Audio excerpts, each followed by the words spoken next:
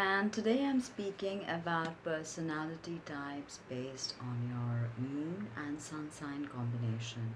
So if you don't know what your moon sign is, then it's time to change that, because the sun sign is not the only component of your natal chart. Now there are 9 planets in astrology. The sun and the moon are also considered planets, and each of these planets embody a certain energy signature or a certain archetype. And the sun represents your exterior self, how you want to be perceived, how you project your key into the world, your ambitions, your goals. It's a yang component. The moon, on the other hand, is the yin component, and it deals with the more intimate side of you. It deals with your feelings and emotions. The moon is your emotional body, it's your relating body. So, just by knowing the sun sign, you can never quite grasp the whole personality. You have to know the moon sign as well. So if you have your moon in, oh, moon is also mother, moon is also everyday habits and patterns that we form. It's our childhood. So if you have your moon in Capricorn and your sun in Gemini, then this is your video. So with the moon in Capricorn, what can we expect from your personality? So the moon is your emotions, and the moon is not comfortable in Capricorn. She's actually in her fall in Capricorn. Why? Because the moon rules Cancer, which is the opposite sign of Capricorn. So in the very polarity of Cancer, which is Capricorn, the moon is completely in her fall. She cannot express herself. The other really hard place with the moon is Scorpio. It's really hard, but this placement of the moon in Capricorn can be exceptionally hard to deal with, because Capricorn does not do well with feelings, and the moon is all about feelings. So when you put them together, what you have? Being undemonstrative, being unexpressive, uh, not trusting, not being open. If you see Capricorn moon people are notorious for not being able to trust or open up to you. They take a long time before they let you in. So this is a very important part of Capricorn moon. Capricorn is ruled by Saturn in the exoteric balance as well as the esoteric balance. So Saturn is the karma bearer, the taskmaster, and Saturn rules this 10th sign, which is all about cementing our position in the 3D world. Saturn has to do with all the structures you see around us. All the structures are set up by Saturn. Okay, and the lesson of Capricorn is to move through these structures and to figure out how to use them.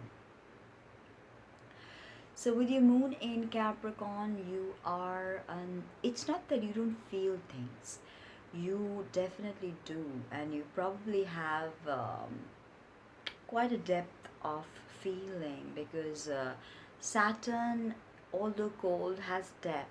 Saturn doesn't like anything shallow. Saturn likes hard work, perseverance, discipline.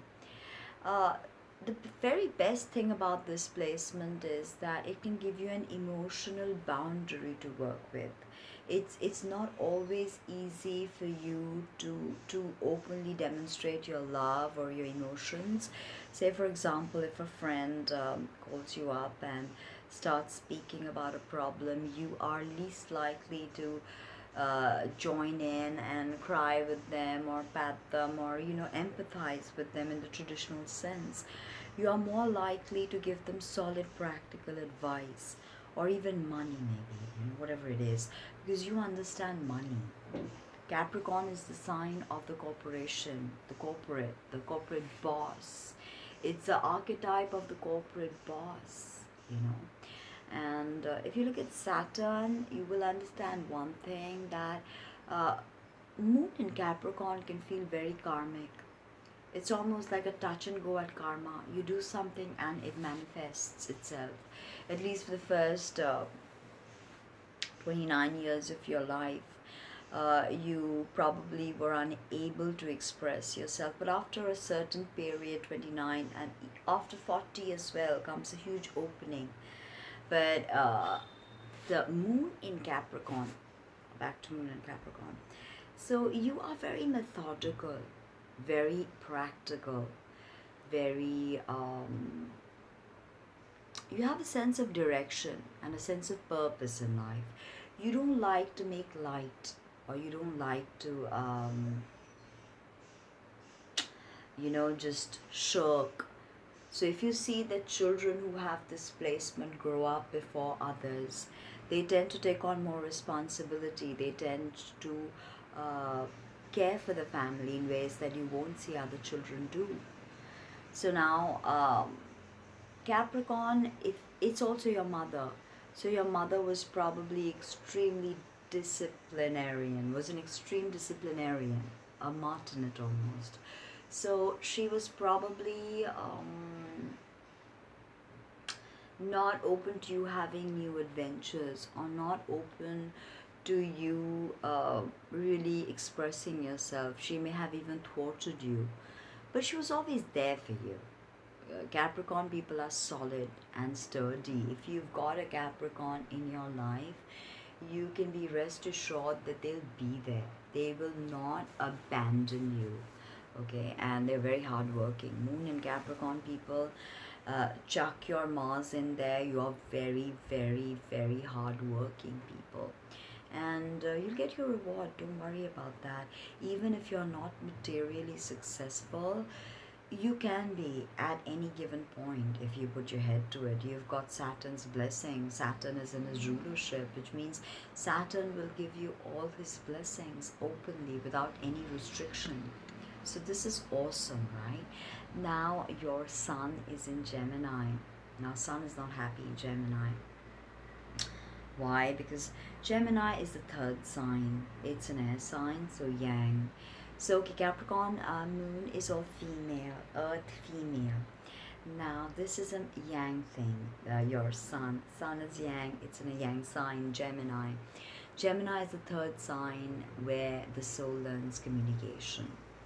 Okay, through the cycles of metempsychosis or reincarnation, the soul learns different things, different archetypes through the different signs. So in Aries, it learns about starting new things, initiation. In Taurus, it learns about the earth, 3D, and the physical body. In Gemini, the soul learns about communication. If you look at the glyph of Gemini, it is, firstly, it's a mutable sign. So you've got a cardinal sign in your moon, which is all about change, flux, starting new things, new energy. And here you've got a mutable, which can make you very impressionable. So you've got to stand your ground, and you've got to know what you feel. That's a very important thing with this mutable and cardinal energy, right? Now, with your sun in Gemini, you could come across as extremely chatty, as extremely talkative, not able to focus. But internally, you're not really like that. The moon sign is how you are internally, what you feel. So internally, you're very disciplined. But exterior, the world perceives you as light-hearted, as someone who is happy-go-lucky. Because Geminis can be all over the place, chatting here, chatting there. They want to move from people to people, experience to experience, just learning about communication, because that is what their soul lesson is. So if you have your sun in Gemini, you are here to communicate. Communication, that is important. Writing, blogging, any kind of content creation, or publishing, education. Gemini also deals with siblings, all right? Short distance travel. So with your sun in Gemini, you probably do travel, and with your moon in Capricorn, you can pretty much do anything. Write, be a writer, because with your sun there you are expressing this communication angle to you. You want the world to perceive you as an ace communicator. So use that energy and use the discipline that you have with Saturn and with your moon in Capricorn, and really bring that into the mercurial Gemini and express it. So I see writing as something very good for you. Media, any kind of media. In fact, you can rise to the very top of the corporate rung with your moon in Capricorn. So that was a bit about the Sun Moon combination of Cap and Gemini, the 10th and the 3rd sign. I hope you like the video. Comment, like, share, and don't forget to subscribe. Do check out my body of work, www.tinahings.com. Thank you. Bye.